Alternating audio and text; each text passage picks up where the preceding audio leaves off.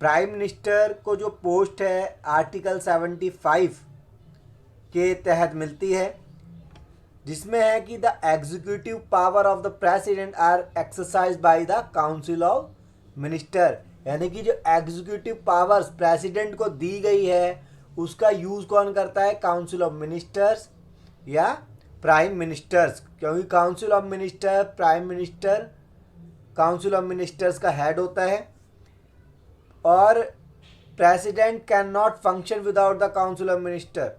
President जो है council of ministers के बिना फंक्शन नहीं कर सकते हैं। जो प्रेसिडेंट होते हैं वो कॉन्स्टिट्यूशनल हेड होते हैं स्टेट के, बट जो रियल हेड होता है गवर्नमेंट का वो कौन होता है? Prime minister. कॉन्स्टिट्यूशनल हेड तो है प्राइम प्रेसिडेंट और रियल हेड गवर्नमेंट के कौन होते हैं? Prime minister. यानी कि जितनी भी प्रेसिडेंट को पावर्स दी गई है रियल मायने में उनका यूज़ प्राइम मिनिस्टर द्वारा किया जाता है। प्राइम मिनिस्टर अपॉइंट होते हैं प्रेसिडेंट द्वारा, यानी कि प्रेसिडेंट ही प्राइम मिनिस्टर को अपॉइंट करते हैं।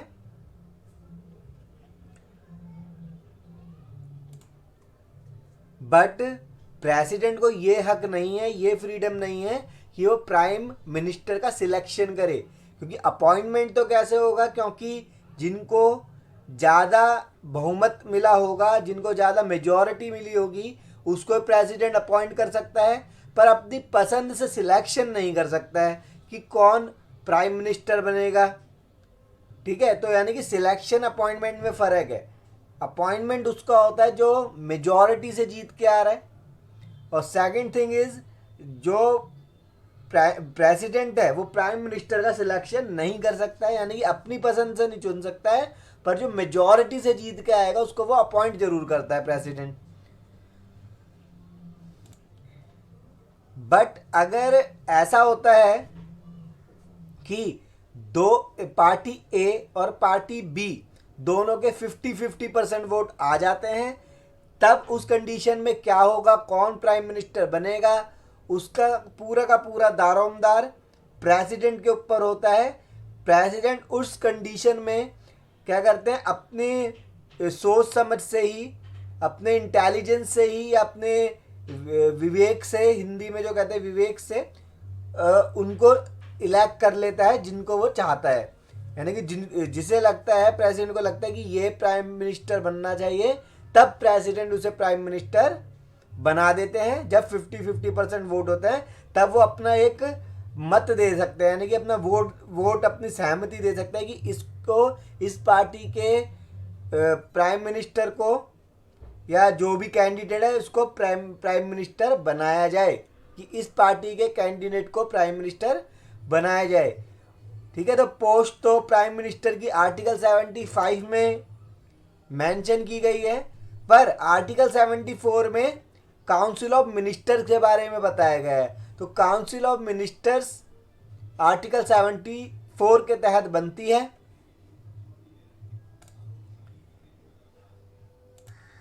जो प्राइम मिनिस्टर होता है वो पार्लियामेंट के लोकसभा या राज्यसभा दोनों में से किसी के भी सदन का हो सकता है। इन दोनों में से किसी का भी हो सकता है, चाहे वो कैंडिडेट लोकसभा का हो, चाहे वो कैंडिडेट राज्यसभा का हो, इन दोनों में से वो प्राइम मिनिस्टर बन सकता है। पर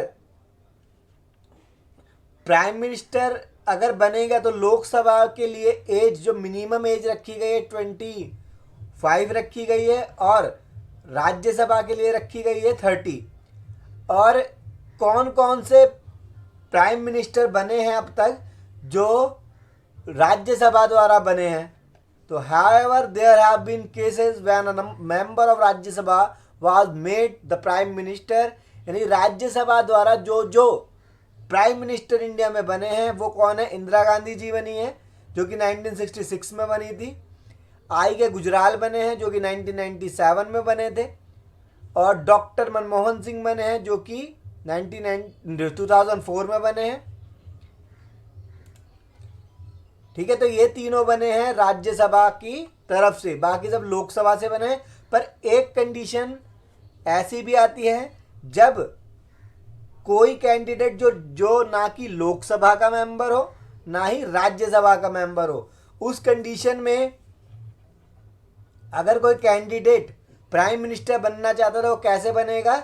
उसको लोकसभा हो या राज्यसभा हो, उनमें से 6 मंथ्स का टाइम पीरियड के लिए उसका मेंबर बनना पड़ेगा, उन दोनों में से किसी एक का। तब वो जब वो 6 मंथ की अध्यक्षता या मेंबर बन जाते हैं, चाहे वो लोकसभा हो चाहे राज्यसभा, तब उस कंडीशन में कोई कैंडिडेट प्राइम मिनिस्टर के लिए एलिजिबल हो जा सकता है। ऐसा किस्सा 1996 में एच डी देवगौड़ा के साथ हुआ, जो कि H D Deve Gowda was not a member of any house, किसी भी हाउस के मेंबर नहीं थे H D Deve Gowda. He later enter the Rajya Sabha, ये बाद में किसकी तरफ से है? राज्यसभा के मेंबर बने, जिसने कितने महीने बताया मैंने आपको, 6 मंथ्स का समय लगता है किसी भी मतलब किसी भी सदन का मेंबर बने 6 महीने तक, तब जाके कोई भी प्राइम मिनिस्टर बन सकता है, अगर वो पहले से लोकसभा या राज्यसभा का मेंबर ना रहा हो। तो इस कंडीशन में 1996 के अंदर एच डी देवगौड़ा, जो कि किसी भी पार्टी के किसी भी सदन के मेंबर नहीं थे, वो राज्यसभा से एंटर्ड हुए और प्राइम मिनिस्टर बने 1996 में। तो एच डी देवगौड़ा जो कि 11वें प्राइम मिनिस्टर बन गए थे 1996 में, क्योंकि राज्यसभा से एंट्री उन्होंने करी थी। यहाँ नोट भी पढ़ सकते हैं, if someone is not a member of any house then to become the prime minister it is necessary to take the consent of 6 months from any house. जैसा मैंने आपको अभी बताया है, member of council of minister appointed by the president, जो council of ministers है appoint किसके द्वारा होते हैं? प्रेसिडेंट के द्वारा। किसकी एडवाइस पे? प्राइम मिनिस्टर की एडवाइस पे। तो आपको बात ये ध्यान रखनी है, काउंसिल ऑफ मिनिस्टर्स अपॉइंट होते हैं प्रेसिडेंट के द्वारा प्राइम मिनिस्टर की एडवाइस पर। नेक्स्ट है eligibility to be the prime minister of India. क्या एलिजिबिलिटी होनी चाहिए इंडिया का प्राइम मिनिस्टर बनने के लिए? फर्स्ट ऑफ ऑल वो इंडियन सिटीजन होने चाहिए और या लोकसभा या राज्यसभा के मेंबर होने चाहिए, और अगर लोकसभा या राज्यसभा के मेंबर नहीं है तो जैसे मैंने अभी आपको बताया कि कोई भी कैंडिडेट जो 6 मंथ की इनकी सदस्यता ले लेता है, मेंबर बन जाता है 6 महीने तक, तब भी वो प्राइम मिनिस्टर के इलेक्शन के लिए एलिजिबल हो जाएंगे। लोकसभा के लिए चाहिए मिनिमम 25 ईयर्स और राज्यसभा के लिए चाहिए 30 ईयर्स। और कोई भी प्राइम मिनिस्टर अनलिमिटेड इलेक्शन लड़ सकता है जीतने के बाद, कि कितना भी मतलब जीत जाए तो वो कितनी बार भी प्राइम मिनिस्टर बन सकते हैं। और ऐसा भी है, प्राइम मिनिस्टर बनने के लिए वो किसी भी प्रॉफिटेबल ऑफिस में कोई सी भी पोजीशन पे नहीं होना चाहिए, कुल मिला के कोई गवर्नमेंट जॉब नहीं ले रहा हो वो वहाँ से, तभी वो प्राइम मिनिस्टर की पोस्ट के लिए एलिजिबल होंगे। Oath and tenure, prime minister अपनी जो ओथ है, शपथ है, किससे लेते हैं? प्रेसिडेंट से लेते हैं, और रिजाइन भी किसको करते हैं? प्रेसिडेंट से। यह ऑब्जेक्टिव एग्जाम में पूछा जाता है कि प्राइम मिनिस्टर ओथ किससे लेते हैं? प्रेसिडेंट से, और अपना रिजाइन भी करते हैं वो प्रेसिडेंट को। और प्रेसिडेंट का ये जो प्राइम मिनिस्टर का जो होता है टेन्योर होता है, क्या होता है? अगर आप कहेंगे कि 5 ईयर्स, वो ऐसा नहीं है। प्राइम मिनिस्टर का जो कार्यकाल टेन्योर रखा गया 5 ईयर्स तो रखा गया है, पर वो प्रेसिडेंट के प्लेजर पे डिपेंड करता है। वो जब तक चाहे उनको कई बार बना के रख सकता है, यानी कि प्लेजर है, ऐसा आप नहीं कह सकते। टेन्योर 5 ईयर्स है, आपको याद रखना है, at the pleasure of the president. Lok Sabha term is 5 years unless dissolved sooner, no term limits specified. यानी कि प्राइम मिनिस्टर के लिए कोई भी टेन्योर स्पेसिफाइड नहीं है, वो प्रेसिडेंट के प्रसाद पर्यंत यानी कि प्लेजर से उस पोस्ट पर रहता है। कौन रहता है? Prime minister. The prime minister salary equal होती है एमपीज के, यानी कि जितने भी सांसद होते हैं, जो भी सांसद होता है, जितनी भी सैलरी सांसद की होती है उतनी ही सैलरी प्राइम मिनिस्टर की होती है। पर उनको प्राइम मिनिस्टर को एमपी से अलग कौन सी चीज़ बनाती है कि जो उसके जो रिसिप्ट सप्लीमेंट्री बेनिफिट्स होते हैं वो ज़्यादा होते हैं। सप्लीमेंट्री बेनिफिट्स प्राइम मिनिस्टर के एमपी से ज़्यादा होते हैं, इसलिए प्राइम मिनिस्टर को ये चीज़ें एमपी से अलग बनाती है, बाकी तो सैलरी इक्वल होती है। अब हम पढ़ेंगे powers and functions of prime minister. Powers और फंक्शन क्या है प्राइम मिनिस्टर के? तो एक तो प्राइम मिनिस्टर हेड होता है काउंसिल ऑफ मिनिस्टर का, और प्राइम मिनिस्टर ही सिलेक्ट करते हैं मिनिस्टर्स को कि वो शपथ ले प्रेसिडेंट से। ठीक है, तो प्राइम मिनिस्टर हेड होता है काउंसिल ऑफ मिनिस्टर के, और वो सिलेक्ट करते हैं मिनिस्टर्स को कि वो शपथ ले प्रेसिडेंट से।